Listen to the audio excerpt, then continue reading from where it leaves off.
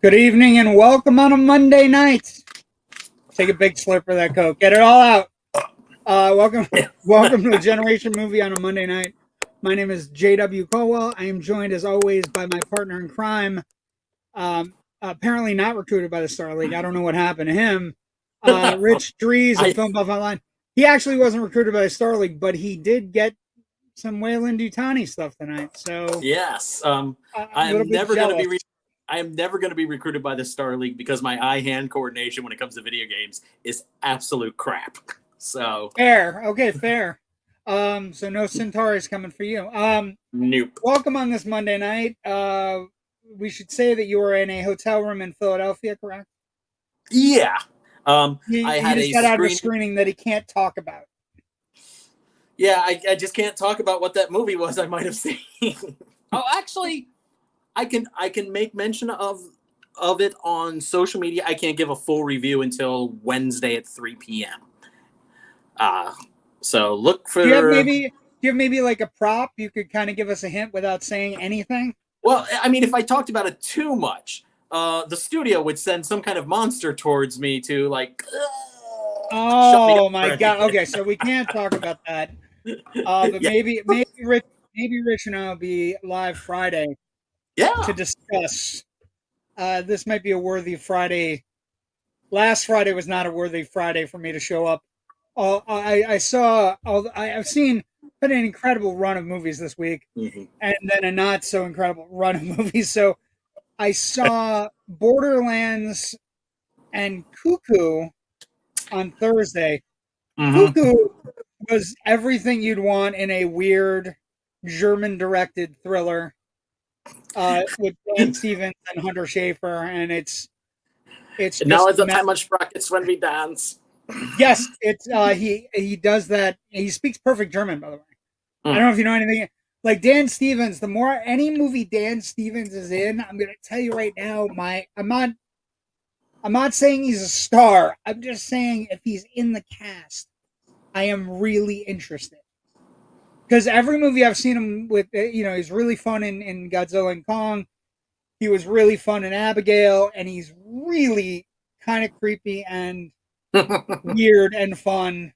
Creepy and fun in a good non-GOP way. In Cuckoo, which the only thing the less you know about it, the better. And it's just the words I would use, Rich, and I would use them with you or anybody. The movie is batshit insane. And it's fun. It's really creative, and it's it kind of like it's a European film in the sense that it doesn't follow necessarily narrative structure. So you know what the fuck's going on, but by the end you're kind of like if you aren't wrapped up in it by the end where you don't quite understand what's going on, but also are deeply intrigued by the movie, I can't help you. Borderlands. How do I put this? Two things I'm gonna say.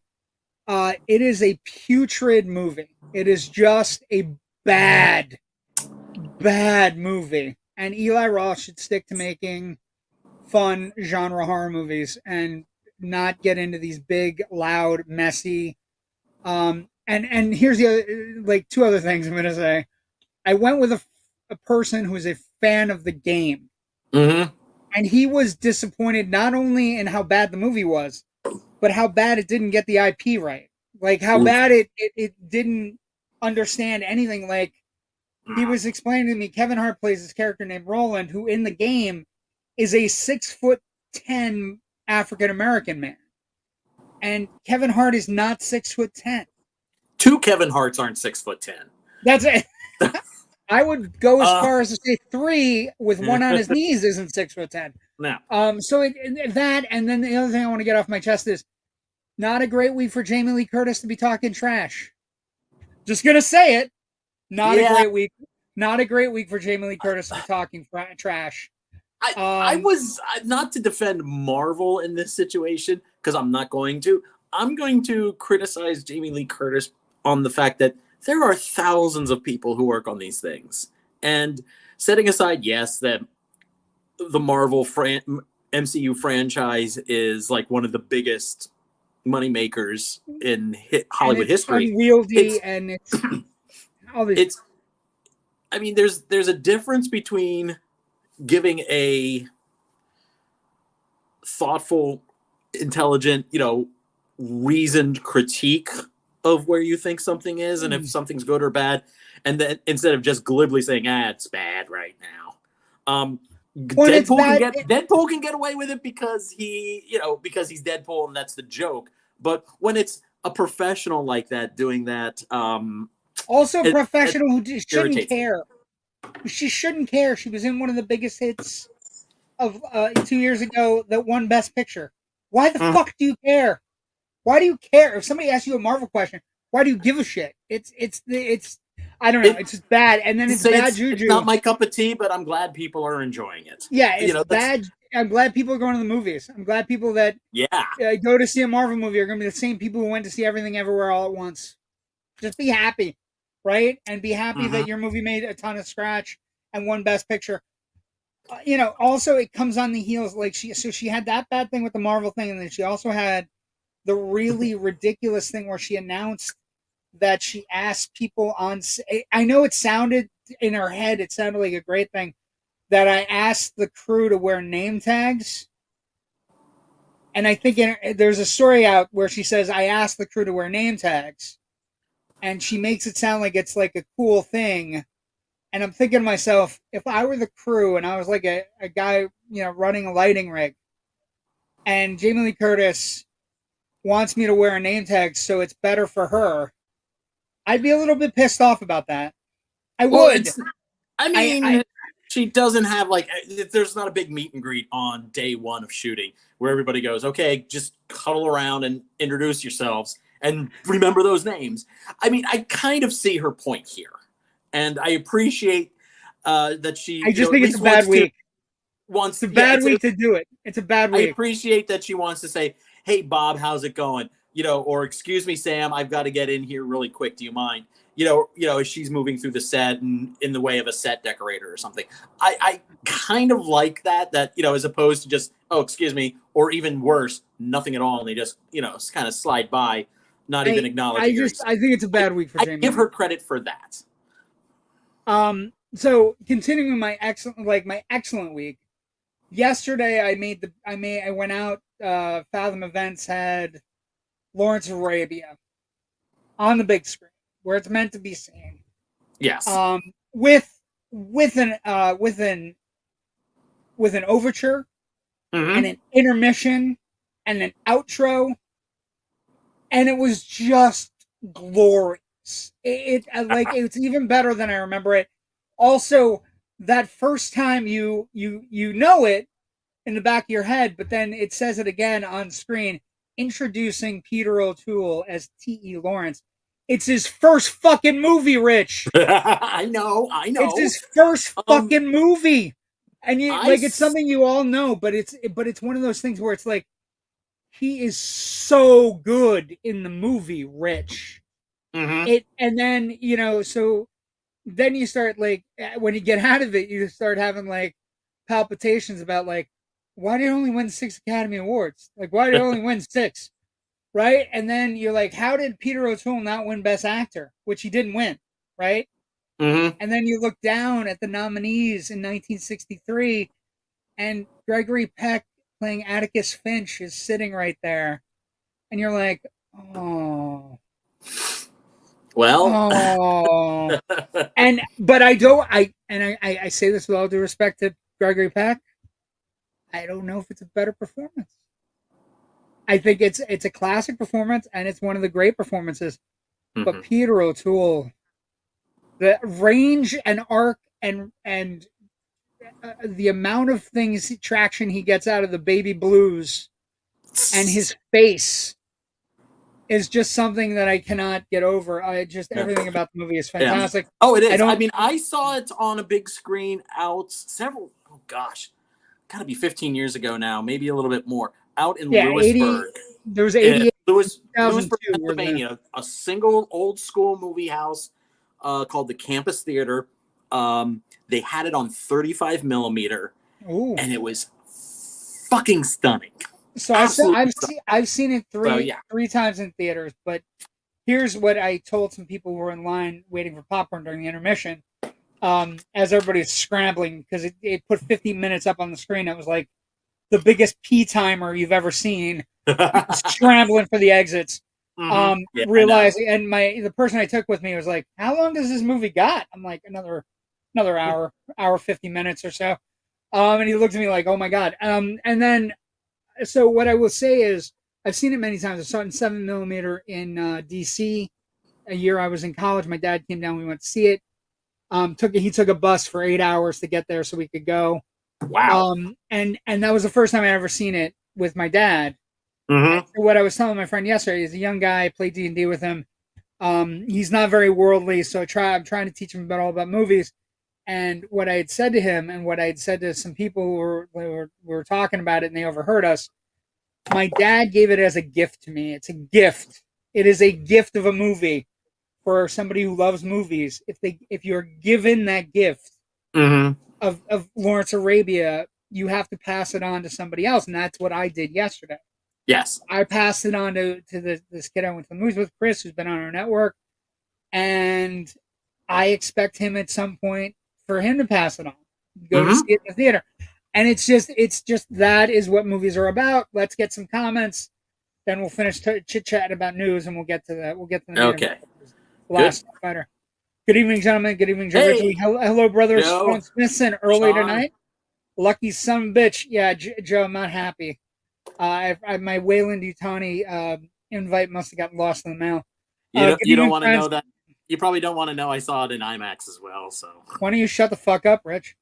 Borderlands should be ashamed. I agree. I am Spartacus. No, I am Spartacus. I have Cheeto of you. Good to see you, Patrick. Back when the movie's performances meant something. I still think some do, but there is a distinct. They do not make them like they used to. When you go see Lawrence Arabia, like the sets, the practical photography, the cinematography, everything about it is just epic. Well, wait. I mean, they do sometimes still make them like they do in Lawrence of Arabia, because if you remember the last shot before the intermission of the three generals walking along the piazza in Spain with that plaza, they've used that in Phantom Menace, or no, in Attack of the Clones. Well, and like that's Naboo in Attack of the Clones. Yeah, I was trying to think same location. I was trying to think of movie like the one that my friend who's younger and is just getting into movies. He's like, well, this reminds me a little bit of Dune. It has a Dune feel to it. Wow. And Dune it's not. I don't think Dune is as good, but what I will say is I understand that comparison, because you think about the directors. Let's quickly talk about box office this weekend, because something funny happened on the way to the box office this weekend, Rich. I believe somebody on this network may be talking about the concept that the more people go to the movies, the more people go to the movies. Craziness. It's crazy. Because we had something happen that hasn't happened since 1990 this weekend at the box office. We'll talk about it a lot more tomorrow night on Loud and Nerdy, but we had a husband and wife duo come in 1 and 2 at the box office, right? And that hasn't happened since 1990 with Die Hard 2 and Ghost, which is just crazy. But here are the numbers that are staggering. And I don't know a ton about this writer or what this book is or what this movie is, but Blake Lively has a huge hit on her hands. It ends with us grossed over $50 million in its first 3 days on about 700 less theaters than Deadpool and Wolverine still on. Deadpool and Wolverine eked out a slight win with 53.7. It's at 493 domestic right now, and it hit the $1 billion mark, I think today, is what I saw today or yesterday. Twisters came in third with 15. Borderlands died at the box office 8.6 on 3,100 screens, and it will be so fast on streaming sites that your head will spin how fast it's going to be streaming. I remember when I saw, I think it was Ghosts of Mars years ago at the theater, and it was just like so bad. And if I kind of turned to my friends, I said, this thing's going to be on home video before we get home. Borderlands feels the same way. It's going to be on home. It's going to be on home video so before you get. No matter how you feel about Ghosts of Mars, there is no way Borderlands isn't worse. There is, like, Ghosts of Mars at least has some mild things you might like. The makeup, or the idea, or the soundtrack, or Ice Cube trying to do his best Kurt Russell impression. Mm-hmm. Or Natasha Henstridge, who, did Species and then was wildly unused in Hollywood for some reason. But that movie is so bad. Like it's, I can't even explain it to you. Like, it's just sitting there. Cuckoo, by the way, grossed about $3 million on 1,500 screens, which is great for a neon movie. Mm-hmm. It's batshit insane. It like Long Legs. Long Legs is gonna freak people out for years to come. But Cuckoo has stuff in it that you've never ever seen, ever, and I can't explain any of it. I'm hearing really good things. I'm trying to find. Because I don't like. And not only am I coming out of the movie, I can't explain it. Not just because I'm not trying to spoil it, because I don't particularly fucking understand any of it. So, and that's me. I like horror movies. I stuff happened. I was like, oh my god, and then there was death. And Hunter Schafer is fantastic. But again, I do like this concept that if you get people going to the movies, all of a sudden, people start going to the movies.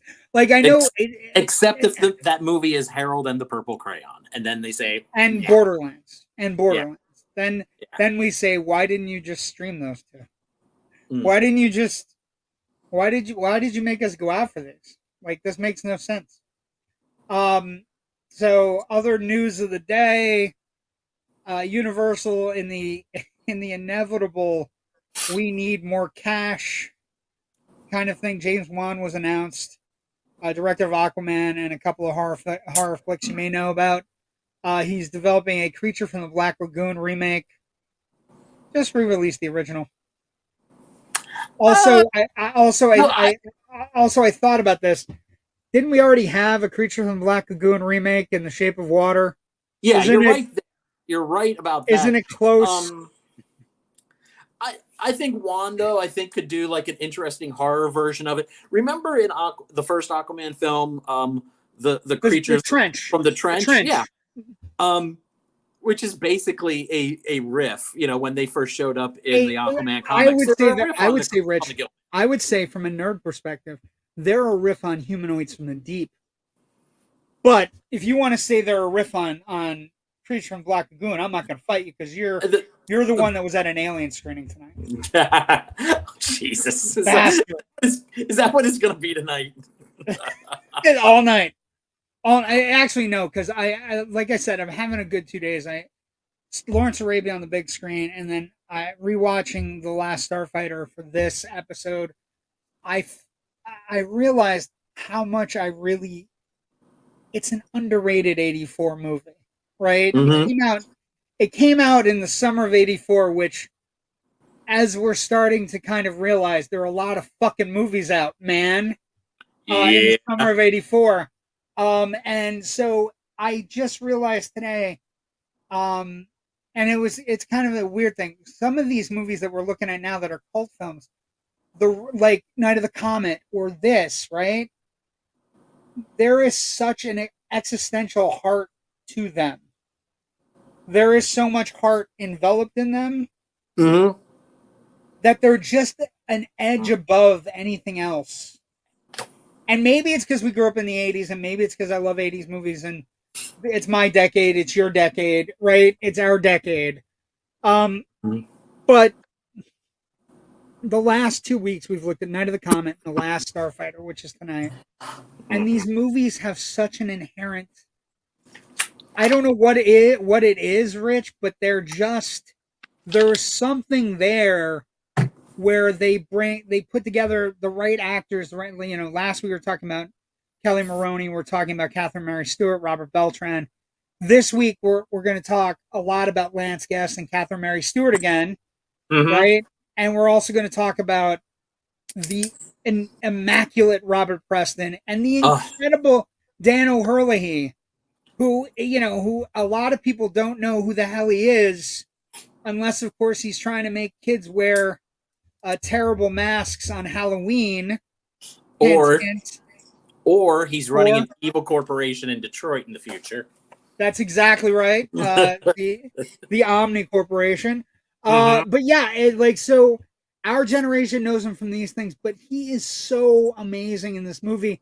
And where I fell in love, and we're going to talk about it, but I want to say to you, I fell in love when after Alex is gone, he's won, he comes home, and he's landed the spaceship, and Grig comes down. Everybody's kind of scared. The one lady has a shotgun. Like it becomes this weird moment. But then Greg is he's so affable. He just starts going through the crowd, and he's like shaking hands and kissing babies.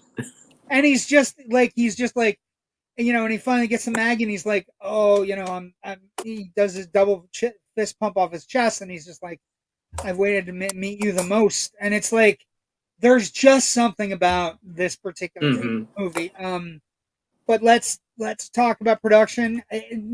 Not a lot of trouble on this one because it doesn't really have a lot of, like, usually when we're doing our show, there's like, we got dirt and dish. We got dirt and dish to discuss. But this one doesn't have a lot of it. This one has like, it's a pretty basic, they come up with an idea. It was shot in 38 days, right? Mostly nights in California, right? Canyon County, California. They put a lot of money into digital effects from digital productions.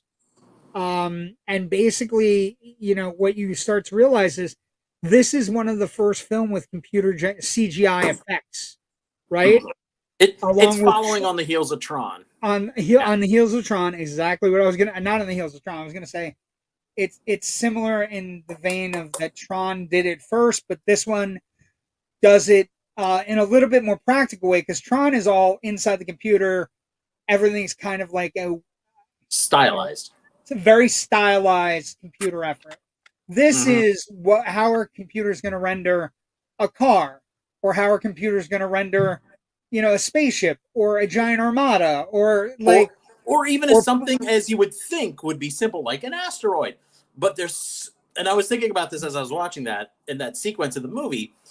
That asteroid is monstrously complex. From just the different, the shape of it is complex. It's not a sphere. The tunnels aren't like perfectly tubular. And they have two things going on at once. Yeah, it's roughly hued, and the color shading varies all across it too. So once you start moving all black, of that, blue, purple, and it becomes a also nightmare. It becomes a nightmare. But also, go ahead. I'm sorry. In terms of what they had for computing power in 1983, 84, as they're rushing to get this out to the theater. Yeah, when you think about that, when you think about the processor they're working with, like I think I was reading up on it, right? The name of the computer for digital productions was a Cray MXP supercomputer, which I think if they're looking at it, the things we hold in our hands are stronger now, right? Yeah. I could make that movie here. Yes. There's 27 minutes of effects for the film. It's roughly 300 scenes containing, each frame containing in the animation about 250,000 polygons. And the resolution is 3,000 by 5,036 bit pixels.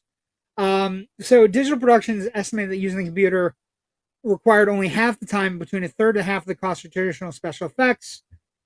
Basically, most of the budget went to these digital effects, And the budget on the movie is not high, but not low for an 80s movie, right? Budget is about $14 million.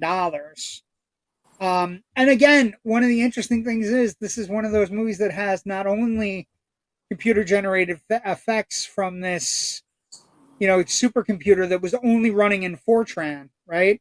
Yeah. Because it was the only language that the vectorization of the polygons could be rendered basically by the within the confines of the digital effects. Not only that, but it has practical effects without computer animation. Basically there's a beta unit, so they created. Lance Anderson did the makeup. The Star Car that Centauri drives. This is near and dear to my heart. It of course was something that was created by Gene Winfield, who had also designed the cars for Blade Runner. So basically, he took one of the spinner designs from Blade Runner and they made it into an actual vehicle that could drive on the road, which is super cool, Rich. And to be honest, if you had asked me, I wouldn't have wanted a spinner car. I would have wanted Centauri's car in '84 when I was 10 years old. You know what I mean? Like, yeah. But the production, 38 days, there's not a lot of fighting. There's not a lot of dirt. Usually we have dirt. I do like that, Ron Cobb, who'd also worked on Dark Star, which we're going to talk about later this year, maybe on Generation Movie, also celebrating a major anniversary. He worked on Ron Cobb worked on Dark Star, Alien, Star Wars, and Conan the Barbarian. Tell me that's not a great nerd list. That's a resume. To be the concept and design artist on those movies. Well, I mean, okay, are we going to move kind of into discussing the film now, or because we have nothing to talk about in production really? Yeah, no, we can move on to box office. Yeah, absolutely. I mean, this is they even reference this in a certain way. That this is kind of this is one of those heroic coming of age stories like Excalibur, because they mentioned the Excalibur Gambit or whatever. Yeah. The movie knows what it is, obviously. And it also knows where its bread is buttered with regards to this movie came out right around the time where Star Wars was starting to get picked apart as the Joseph Campbell hero myth, right? So this movie is also in the same vein, characters kind of having a shitty life, not going great, not going the way he wants to. He's not getting hearing the call for adventure, ignoring the call. Do you know who he reminds me of? He reminds me a lot of George Bailey. He reminds me a lot of It's a Wonderful Life, in the sense that when he goes into his room, all the fucking things that are on the walls are oceans and adventure and jungles. And I just thought of George Bailey, the guy who always has this dream of leaving, but is always brought back by the girl and always brought back by responsibility. I have to fix the old lady's electric today. I have to help. I have to help with the putting up the TV antenna. I can't go to the beach and drink with my friends. I have shit I have to get done for my mom who's working 2 jobs. And it's very reminiscent of that for me. I was thinking about George Bailey. I was thinking about the trunk, right? They buy him the trunk and he never gets to use the trunk, right? He never gets to use it. It's got all the different, look at all the stuff it's got. It's got stickers from all over the world, and Alex Rogan is in that same breath. And the other thing, he does it without any kind of, he never throws it up to his mom. He only throws it up really to Maggie, where he's like, I'm never getting out of here. I need you to believe that we are getting out of here so we can get out of here together. Please. Yeah. And into that mix, let's toss Henry Hill from The Music Man in. Yeah. Because you've got trouble right here at the Starbright Motor Inn. We've got trouble right here in the Federation. that starts with S, that rhymes with F, and that stands for the frontier. You know. Yeah, and I think we're But gonna skip over the box office. It didn't do great. It did no, 29 million. which is a shame. It did 29 million, but I looked at it like for adjusted gross value, $71 million. So it right around the amount of what Cuckoo made this year, or not Cuckoo, Long Legs. So if you're thinking Yeah. about a hit this summer, about 71 million. But the critical responses then and now are really interesting. It did like there were some critics that understood what it was. There were some critics that leaned in and said, "Hey, we know what the story is, but it's trying real hard, and it's got all these great actors in it, and it's got this great. It wears its heart on its sleeve. Oh, very And much so. and it just it is it's not the best, and like the effects are a little bit, coming off of it today. Some of the effects look great, some of the effects don't, like by standards. But if you think about in '84, You were seeing things you weren't seeing before. Even right? if those spaceships looked a little low res compared to like actual physical models, that they would make for like a Star Destroyer with all the little greeblings and everything on it to give it detail, so it looks like it all has this functionality. Well, The these were ships things that here, weren't done. They weren't done before. Like, yeah, it again, was. we were talking about Tron as the first computer generated movie, but Tron is so stylized. We're asking you to believe that in actual, like, Tron is like very stylized. This isn't. Although I will say I enjoy some of the stylization of the movie. We're talking about production design. Just some pictures to look at. Let's say. Yes, you're literally at the birth of a new way of making movies. Can I tell you how much I love Daniel Hurley's makeup in this movie? Oh, it's fantastic. I don't know what he is, but there's a moment. He has a great sequence where he's like, "I live on a certain world with my wife and my 6,000 little griglings," and he starts flipping through a picture, and there's just and he goes, "And we live underground, and it was all cool until Zur and the Kodan Armada made them into slaves," and it's like. So you're like, your heart pulls a little bit for him. He's like, he's here because he wants a better life for his little griglings. And I was like, first off, can you throw that picture back up for a second? What I really like about this makeup is a lot of times on alien makeup, it just kind of hits the lips, and they'll color the lips whatever color they need to. This wraps all the way in, and it goes on his upper lip too. Yeah, if you notice on like that lower lip area, those little ridges go like all the way in and around. It looks like I don't know how they did it and how uncomfortable that was. And all the makeup kind of goes right up to the eyes, and it really feels like that's a whole. It's part of his performance. He does when he opens his mouth. There's a whole thing going on. I can't. The story is basic. It is a hero who's down on his luck. He doesn't know what he wants to be. He knows he wants adventure and he wants out, but he doesn't necessarily know it's going to get there. Lance Guest is great in this movie. He's really good. He's really good. Catherine Mary Stewart is fantastic as the person he loves, who's kind of like she's got responsibilities at the trailer park too.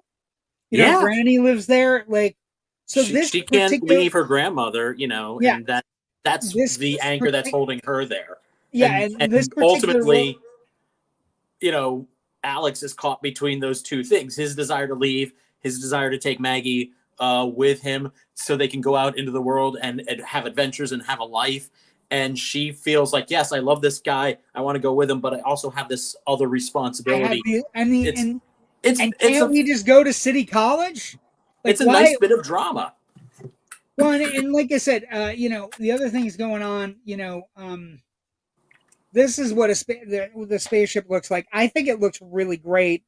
I think the spaceship by itself, when it does Death Blossom at the distance, when they're not on the sides or whatever, but there's a nice sheen to it, and you can tell it's computer graphics, but it still looks good. And to be honest, one of the things that it has going for it is that these are specific Yeah. This is him playing the game. The game, of course, the storyline is that he has a game at this trailer park And that has actually been placed there by Robert Preston, who's kind of a huckster showman who really shouldn't have the game on this planet because Earth isn't part of the Star League.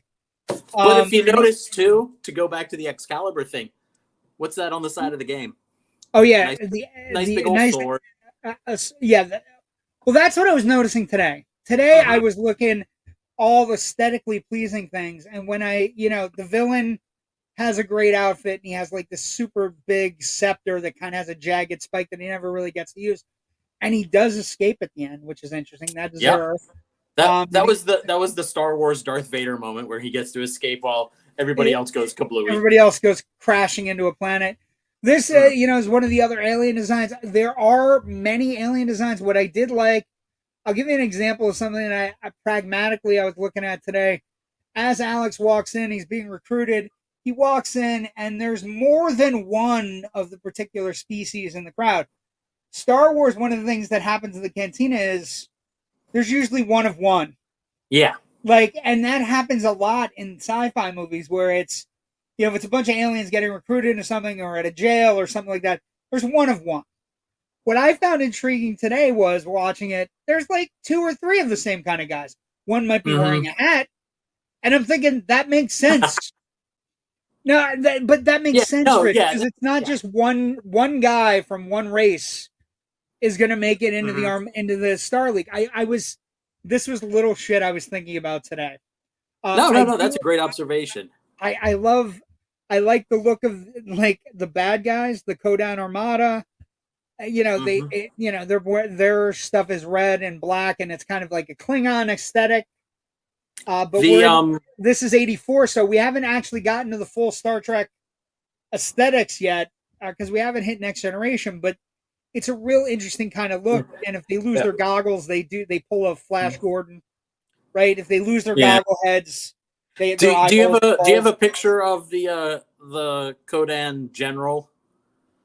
No, with the cool visor. I can get one. Though. Yeah, the little flip down green visor. Yeah, it was something I was like, I really like that design. It's just a fun little. He's pragmatic.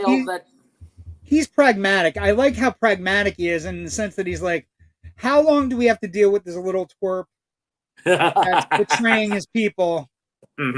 I can't even deal with this guy right now. Like he guessed wrong on the thing. He guessed wrong on whatever. You know what I mean? Like he's just a pain in the butts. Give me 1 second.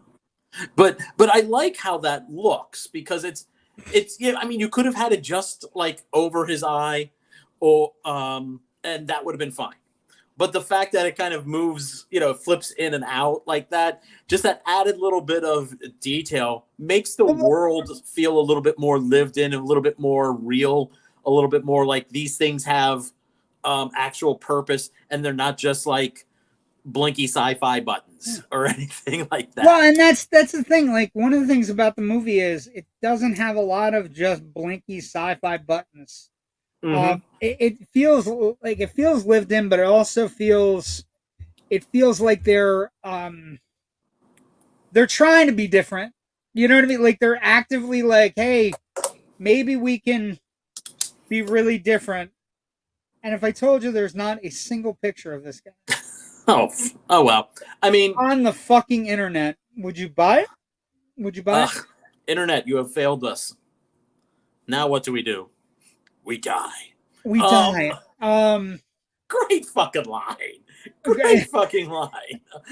Well, that's the thing. Like part of the fun of this, and like I was looking at like some of the old critics things. We use Rotten Tomatoes. It's a great aggregate kind of way to find things.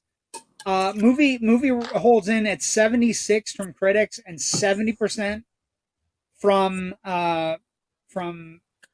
audience members, which I think is that's about right. I could see about 70% of people going, I fucking love this movie and it's a great example. But I was like one of my favorite ones, and it was all based on the year it came out, Rich, right? Because it's 1984, and Gene, Roger Ebert and Gene Siskel are two of our favorites. We love them. Of course. Like, Of course. they were geniuses. They basically did what we're doing every Monday night 50 years before we did it. But Roger Ebert and Gene Siskel fought about this movie, right? Roger Ebert gave it 2.5 out of 4. It's 4 stars. And he says, while the actors were good, particularly Preston and O'Hurley, like who said, Ebert wrote The Last Starfighter was not a terrifically original movie, but if it was nonetheless well made. Now here's where it gets fun, because fucking Gene Siskel loved it. Like, he loved it. And he basically said, he described it as the best of all the Star Wars imitators. He might not be wrong. And he wouldn't be. No. And he basically, talked about the movie's heart. And one of the things he says was, I wish Indiana Jones and the Temple of Doom had half the heart that The Last Starfighter has. Ooh. Mean. But I was thinking about it, right? I can see his point, probably because I watch a lot of, I still every week watch 1 or 2 of their shows that I can find on YouTube. Yeah, they're great. They're absolutely great. So I have a good vibe for how they usually react to stuff, especially during this time. But so this is a very pointed 1984 review, very pointed. And as much as I love Indiana Jones, as much as I love Temple of Doom, I can understand that. And this is what I'm talking about. Like, again, I think the GUNSTAR looks fantastic here, right? But a little wonky from the sides, just a little bit pixelated, a little bit, and the fire doesn't look quite right from the GUNSTARs. Well, but again, it's one of those movies where, for me, the scene that matters the most is the last scene with Maggie and where they're on the thing and he's like, come with me. This is our chance. We can go. We can do what we're supposed to do, and we can get out of here, and we can. Why do you go? One of the things he says to her is like, his brother goes, "Can I come with you?" And he's like, "No, I'm sorry. We got room for one, Greg, me, and one more, and Maggie. It's got to be Maggie." And I think that's where, like, today I was like, God damn it, Rich, if I didn't find myself crying. Like, and again, I was coming out of Lawrence of Arabia yesterday, which is, again, a devastating, watching him change and watching Omar Sharif's reaction to him. And, like, it just, but you come out of this movie and, like, it's just this moment where he goes, why do you think I came back? I have to go. Come with me. And she goes and she runs to her granny and then she can see her thinking about it, and but it's just nice and it's well done, and you're rooting for them and you're rooting for him. Oh yeah. And by that point, Rich, the sci-fi stuff doesn't really matter, right? The sci-fi stuff doesn't matter. And then the bangarang ending of it is the kid grabbing the fucking stool and putting it down and looking up and seeing the GUNSTAR take off as he is locking in to learn how to play the game it's beautiful. The kid's been kind of like a funny 80s kid, right? Where he's kind of like, he's constantly bugging his brother and he's hiding Playboys and he's doing all these great things. But Linus in that moment is like, I can achieve what my brother's achieved. This, yes, right? And it's just... It's a kind of a passing of the torch moment, too. Yes, and it's great. And Robert Preston is great. And Dan O'Hurley, he's great. Like Preston, Preston is one of those actors that when you're shown him... Well, I guess this is probably where I should bring this up. God. I once went drinking with Lance Guest. Did you really? Yes. Let's see if I can make fun. it long. Okay. Several years back, mid-90s, mid to late 90s, somewhere in there, Lance came to town came to Wilkes-Barre as a member of a folk group that was doing satirical folk music called the Foreman. I was a fan of before he joined. He had just joined. Before he joined, you were a fan of the Foreman. I was already a fan of the band. They had put out a couple of CDs. When I heard they were coming to town, I went to my editor at the Times Leader, where I was freelancing, and said, "Hey, these guys are going to be playing out at the college. Can I see if I can land an interview with their lead guy to, promote the show or whatever?" He's like, "Yeah, sure." So do the interview. During the interview, the guy from the band tells me, "Oh yeah, so-and-so left, but we've got this new guy, Lance Guest." I go, "Wait, the Last Starfighter Lance Guest?" And he's like, "Yep." And it was like, "Oh, that's cool." And, so we went back to the interview, and at the end we had it was a nice talk. And I said something, and he's like, "Oh, if you're coming to the show, be sure to come up afterwards and introduce yourself." And I was like, "Yeah, sure. And maybe we'll go out for a drink." So cut to the show. Me and some friends go. After the show, we all kind of come up to the stage where they're selling merch. And I go to the lead singer and I was like, "Hey, hi, Rich from the newspaper." He's like, "Great, where are we going to drink?"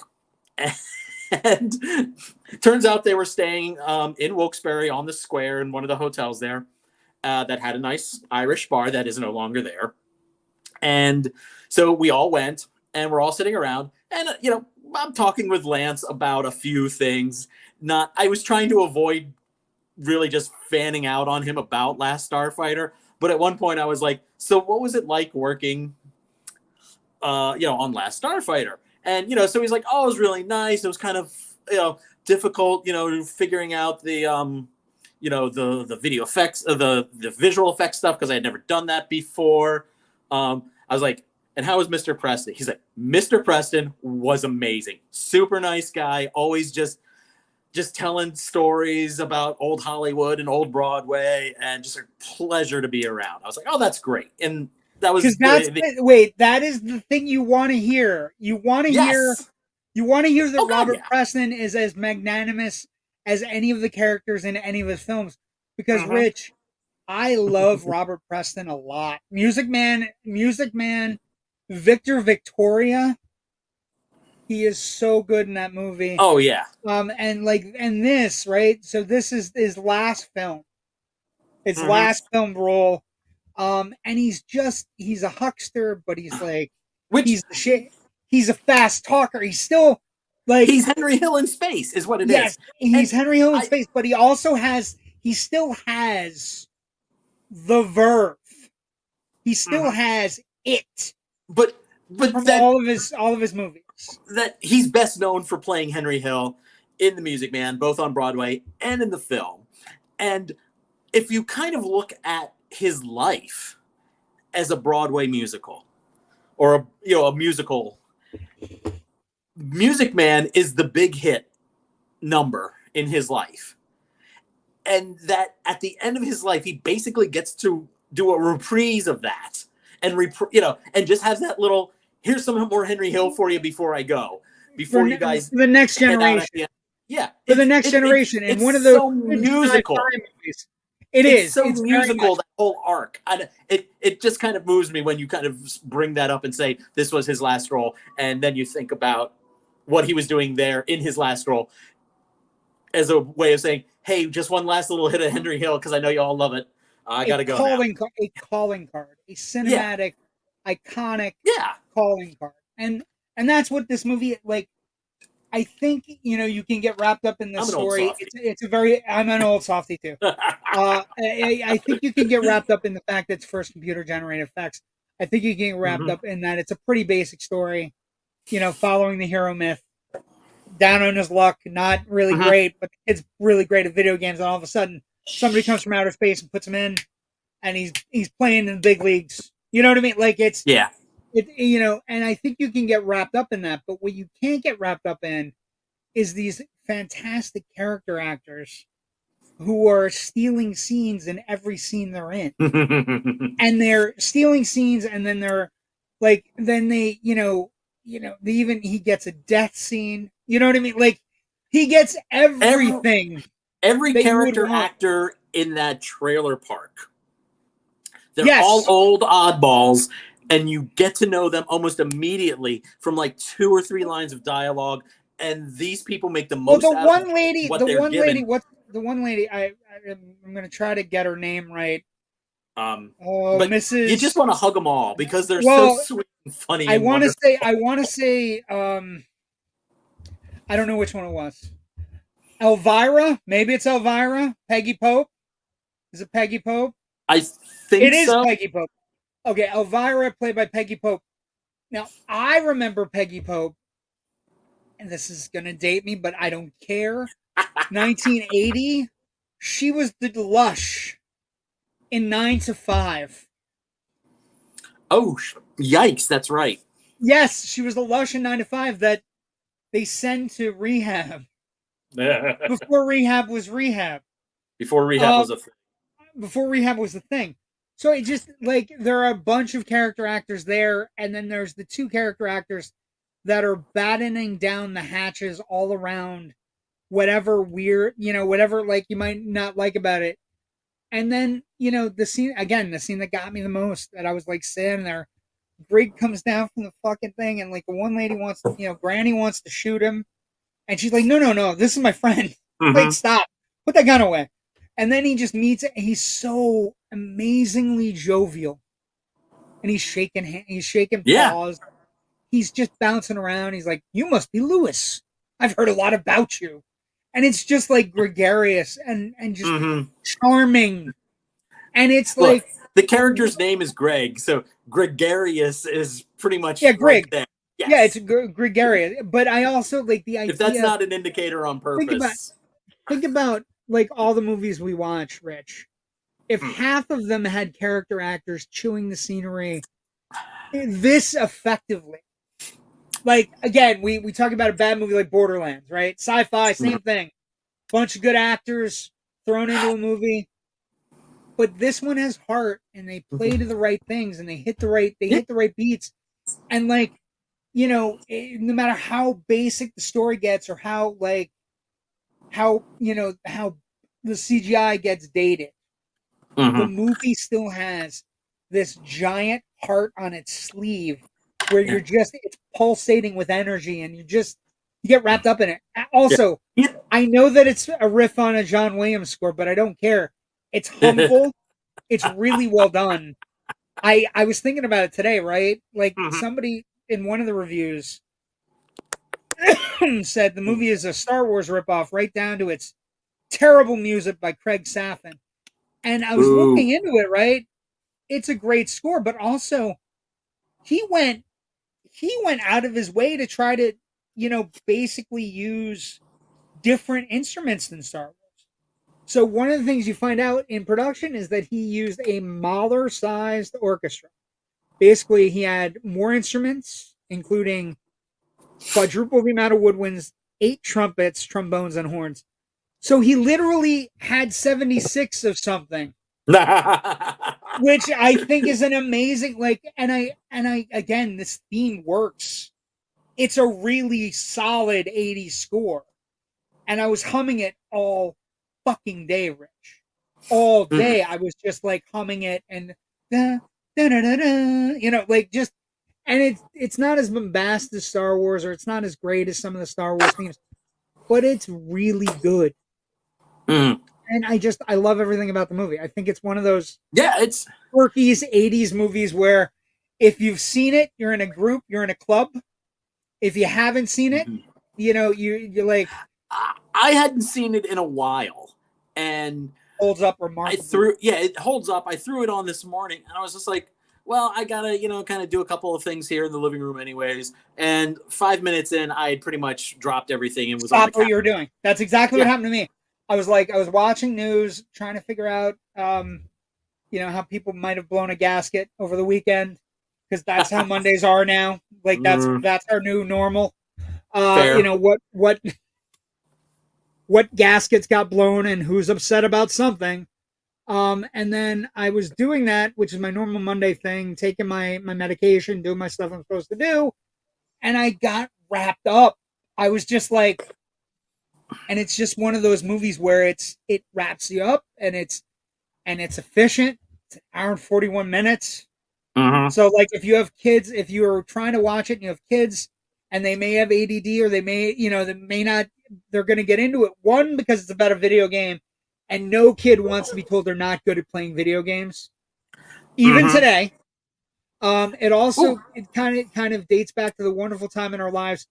And you and I have both done this where you went to an arcade where you paid a ton of money to play a game and maybe you got good at it and maybe you didn't, but there were a bunch of different games and all the different things that we did, and you go around and you try to find the ones that were worth your money. Mhm. I mean, this is a film thematically very similar to Tron and how it speaks to our relationship as teenagers to video games. We, Yes. as we're playing the game, we wanted to be in that game. Tron did it in a very literal sense, where it sucks the character into a computer. Here, it's a literal sense also, but Well, the the game is the idea, actually mirroring something in real life, and right, and the idea that maybe that game you played at the arcade, maybe if you were super good at it, somebody would come and say to you, "Hey, we're recruiting you to run, fight yes, the Armada," or "Hey, we're recruiting you to fight a dragon," or you know what I mean? Like it's a dream thing for an 80s kid who, if you spent your life in an arcade, which I did when I was younger, loved mm-hmm. arcades. I was Asteroids and Missile Command and Dragon's Lair and all these games. This is Dragon's one of Lair. Yes, this is one of those movies where you're like, see, that's what I'm hoping for. Mm-hmm. That's the dream.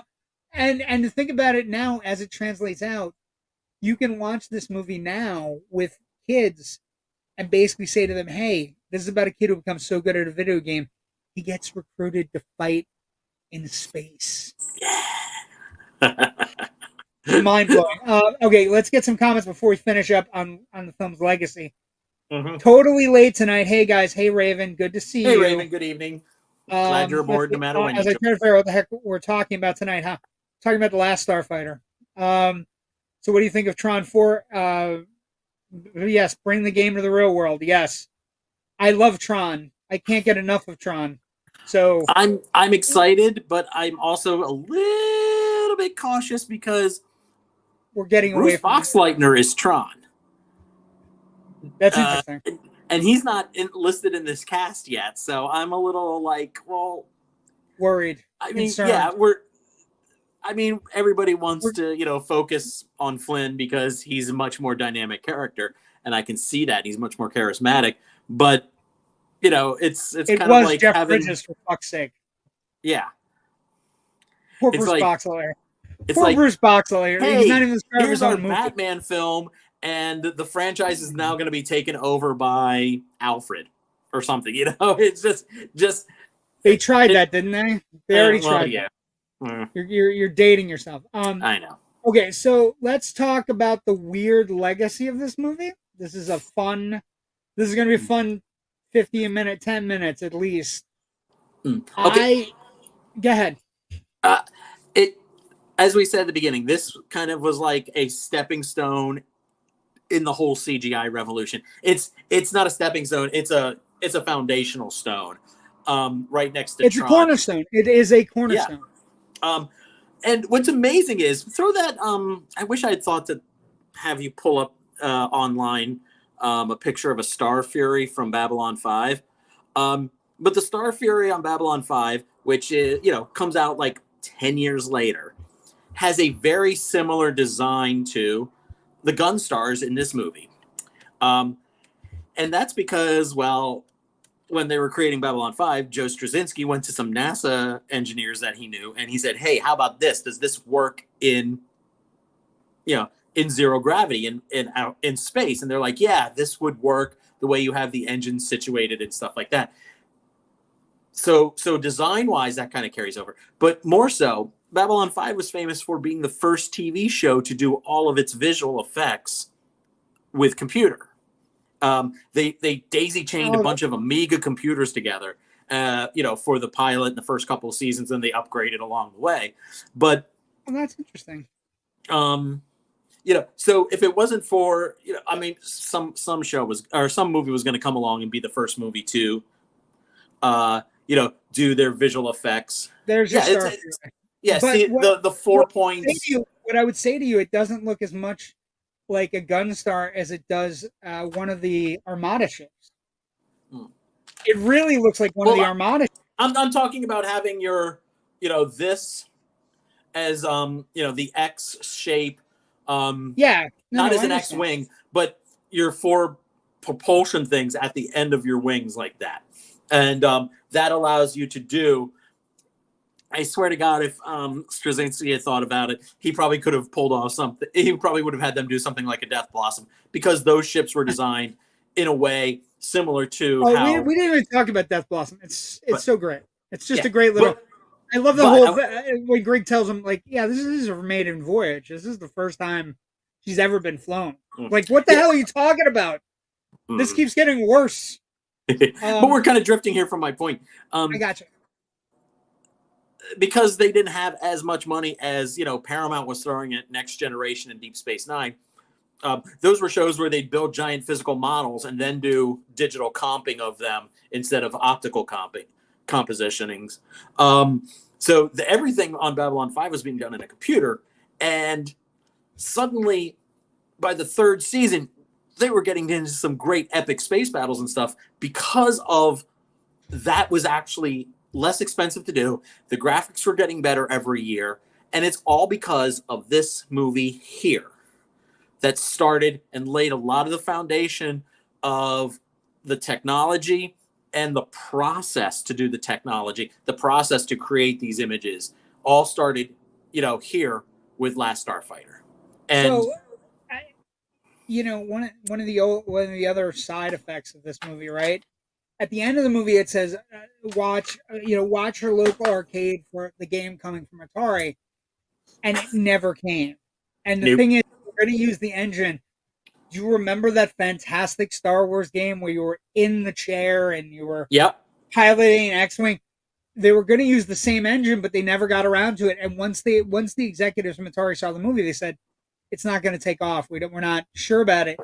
I think it's one of the worst decisions that a lot of bad decisions that Atari made. It's one of the worst decisions they've ever made. It also has, like, Rich, there was an off-Broadway musical in 2004 that I would have loved to see. Same here. There are Marvel comics. Well, Marvel just did a adaptation. They didn't kind of continue on afterwards. Like they did like Star Wars or Galactica or anything. But the legacy of this movie is that it propels the Joseph Campbell myth further. So this movie, and again, Star Wars and other movies, the lone hero with the quest to become the next iteration of the character that he is, right? This is one of the movies that is a cornerstone, another cornerstone that if you saw it in the 80s, like when you look at something from the 90s, like, or not 90s, like something recently, like Ready Player One, or, even like something like Ender's Game, or any of these things that came out, where the movies have come out after the books and all these different things. Even Ernest Cline, who did Ready Player One, had a book called Armada, which is a direct ripoff of this movie. Like, it's not even close. It's not even close. We talked about how Last Starfighter wears its heart on its sleeve. Ernie Cline wears his influences very much so on his sleeve.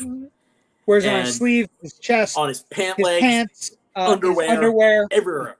That's a pinky one. You gotta put a pinky up, and because we said underwear at the exact same time. And then we do have to talk about the idea, and this is a weird one that we have to talk about. This is an 80s movie that has never been rebooted or remade, and so you read some of the stories about it. You read a lot. Like, everything I've read is that basically there's been a fight for rights because it was Universal had the domestic rights, and Warner Brothers had the international rights. So which one gets it now? Mm-hmm. Uh, there's been a lot of stuff with John Boodle, who is the writer of the movie, who seems to he recently won the rights, right? Where basically he knows he's in charge of it. But you look at people who have tried to do a reboot, like Seth Rogen, I would not want anything to do with. But if you told me Steven Spielberg was interested in helping your reboot of The Last Starfighter get off the ground, sign me the fuck up, Rich. Sign me up now. Well, The idea, like, I'm not saying, because again, back. there's a lot of Spielberg in this movie, Mm-hmm. right? There's we don't know what Oh, yeah. happened to Alex and Linus's father. We don't know, like, they're in a trail park, so they're not well off. We see him in that one picture, and that's it. That one picture that's on the Starfighter console. Yeah.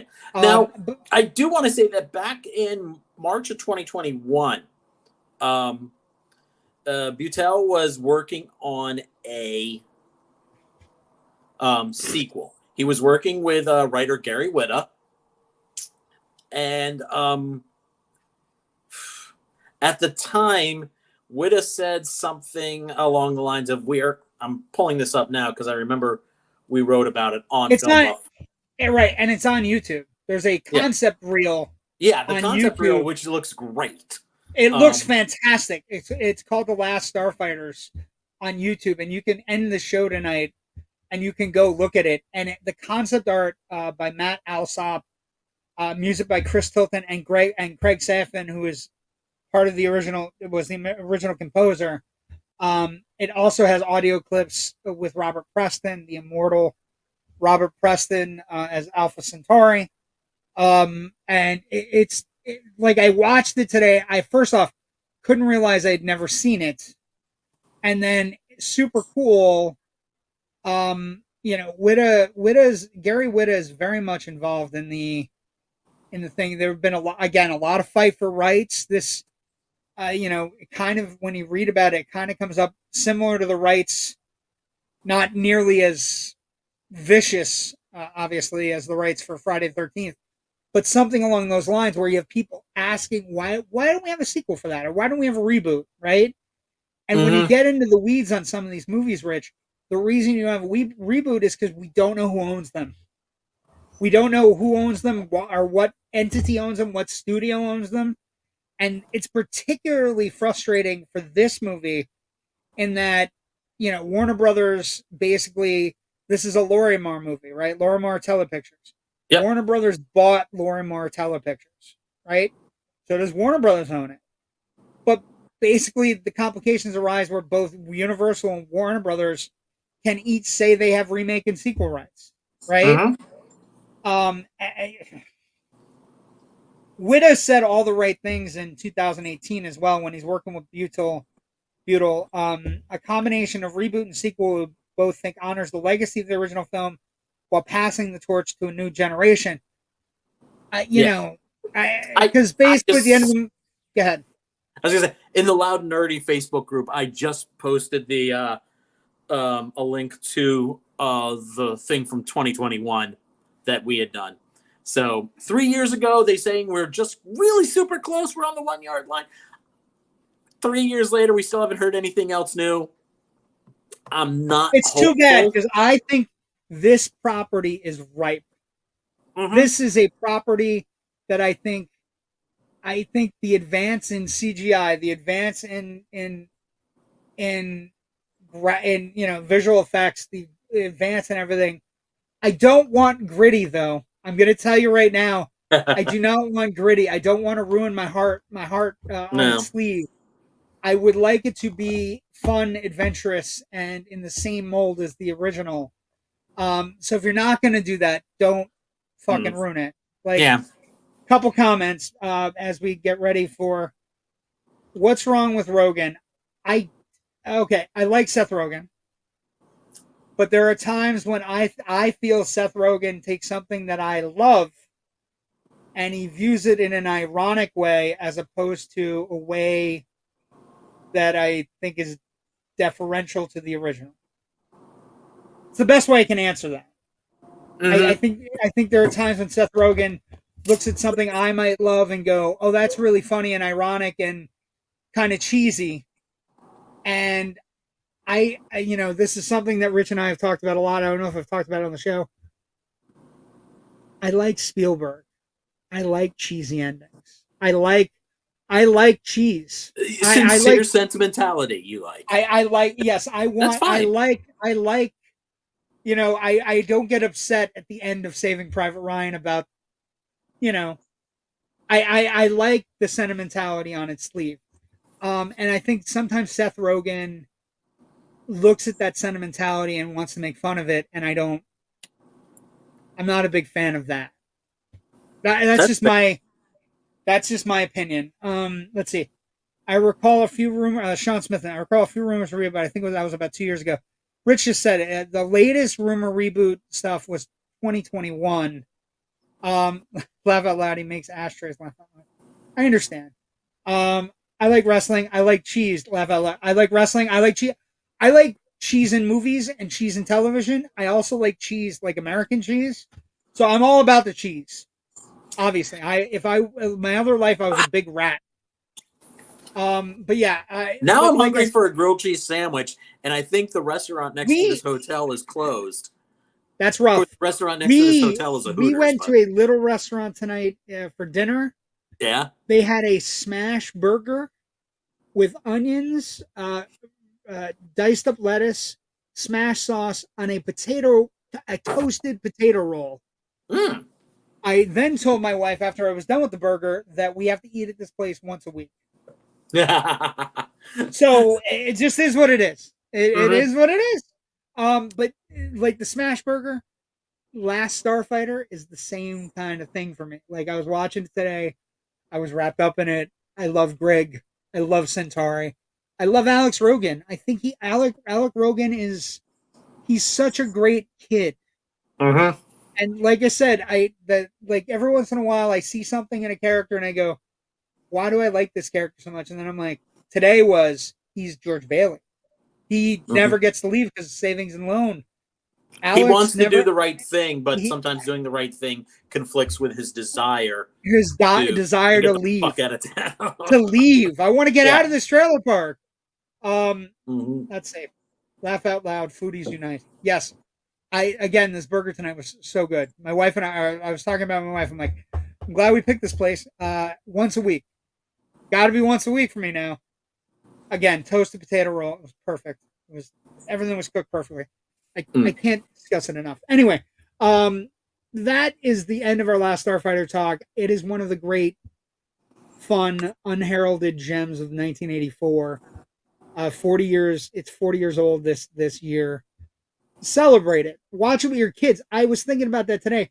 The 6 and the 8-year-old, when I expose them to this movie and Death Blossom hits, they're gonna be ecstatic. They're gonna be like, that kills everybody. He killed them all, and then we're gonna go play. Then we're gonna go play Roblox. So that's how it is. That's how we roll. But Rich, where can people find your review of a certain movie with a certain symbiotic 6 foot, a certain 20th century Fox franchise? One of the funny things, can I tell you? We're going into Greek. we're going into a movie. And the AMC theater I go to there are specific displays around the thing where there are giant posters on particular studios. So the studios have paid AMC to have these giant poster boards with their things. Can I get a weird tinge as I'm walking by the giant? First off, it's an IMAX alien poster, and it's just the picture of the alien face with dribble coming out of its mouth that goes all the way to the bottom of the poster. And as I looked down and it said Walt Disney Studios, and I was like, "This is weird. This is weird, weird." But I don't care because I'm getting another Alien movie. Alien Romulus. My review for that will be dropping on FilmBuff Online. I don't want you to get into trouble, so don't say anything else. No, I can say the name. It will be dropping online Wednesday at 3 p.m. Watch out, the alien! I'm just kidding. You can buy wonderful popcorn heads like this. I don't know what you do with this and the Dune popcorn bucket. That's up to you. That sounds filthy. I know. But yes, all of my writing can be found at filmbuffonline.com. We also have a Facebook page that lets you know what's coming out when new things get published, including news, our reviews, feature articles. Also on the Facebook page, we do several posts a day about things that happen on this date in film history. So if not just great movies, but great film history is your bag, head over to Facebook and give us a like and follow us and share as well. You have great articles. Bill Gadavascus has to be talked about. He writes really engaging, really thoughtful nerd stuff that I really enjoy. Yeah, we're still about 6 weeks out on a series of articles that are going to be going for almost 9 months that Bill and I have been collaborating on. We're about a third of the way written on what we're going to be doing. And it's going to go from like the end of September all the way through May. That might be a hint. But they're a very in-depth history and influence piece about something. And I don't want to say anything more about it, but I've been getting more excited for this stuff as we're getting along. Bill's written about 5 or 6 pieces so far. I have a couple already in draft that I have to finish up soon, so we can start scheduling them in through the at least through the end of the year. That's going to be really exciting. I will be able to talk more about that in a couple of weeks. When the cat's out of the bag. Yeah, just giving you a little tease of what's to come. And you can follow me on the socials at FilmBuffRich on Twitter and Blue Sky. So you can find me, JW Movie Guy, on Twitter, X, whatever the whack job is calling it today, Facebook, Instagram, Threads, Blue Sky. I said Instagram, right? And we have IMDb pages, so you can follow us all there. Also, if you want a more nerdy take on if you want to make your Tuesday nights a little bit more loud and nerdy, or just nerdy or loud, either one. We do this great show with my good friends Jerry Kimura and Kyle DeFina on Tuesday nights called Loud Nerdy. It's at 9 p.m. tomorrow night, so you can find me there. And then you got your loud and my nerdy. You've got your nerdy and my loud. Yeah. Well, and also we're doing a bunch of things with different people, different podcasts, and different things coming up. I know personally this wonderful gentleman here. Let's see. I got to find comments. Hold on. Have Treatable View. The Shadow Sheeps are so unique. Yes. On Babylon 5, they're amazing. On Babylon 5. Amazing new concept. But Have Treatable View, he does a podcast 3 a week where he has people on. He asks interesting questions. I am appearing on that show on Wednesday night. So I'll be podcasting it up this week. Woo. I will be equal to Have Cheatable View. On Wednesday, I will be posting that in Loud Nerdy and the Indie Escape Network, and we're doing a live interview with him. I'm doing a live interview with him. I'm terrified because the man asks 8 questions, and I haven't really been questioned, Rich, since I was on. I haven't been questioned about anything since I've been on. Since I was on Who Wants to Be a Millionaire? So you should be questioned a lot more often. I will admit that. Okay, well that sounds both interesting and also it feeds my ego. So yes, I should be questioned more often. If you like our show, please like and subscribe. It's been running the entire time on the bottom of the ticker. As per the grand poobah of the Indie Escape Network, Joe Ridgely. Like and subscribe on YouTube. You can find our old shows there. Or you can like and subscribe on the Facebook page. Fantastic. We will return, or Rich and I will return next week as we continue our summer Film-A-versary that will lead into a fall Film-A-versary because it just got easier to do this year because 74, 84, 94, 2004, all really good years. All great years. But next week we're going to get a little bit dark. We're also going to get a little bit kind of current, because this is where Legacy will come out next week, the same week we're doing the show about it. But we're going to do The Crow, Brandon Lee, Believe in Angels, one of the truly great 90s horror revenge films. And of course, widely known for, the accident on the set that cost us the growing superstar that was Brandon Lee, but also a great film in its own right. And I don't think it gets the sheer volume of talk, because part of talking about it would involve talking about how great Brandon Lee is in the movie and how this movie cost us him. So I think it's one of those movies where it deserves more talk, but talking about something that makes you sad gets talked about less.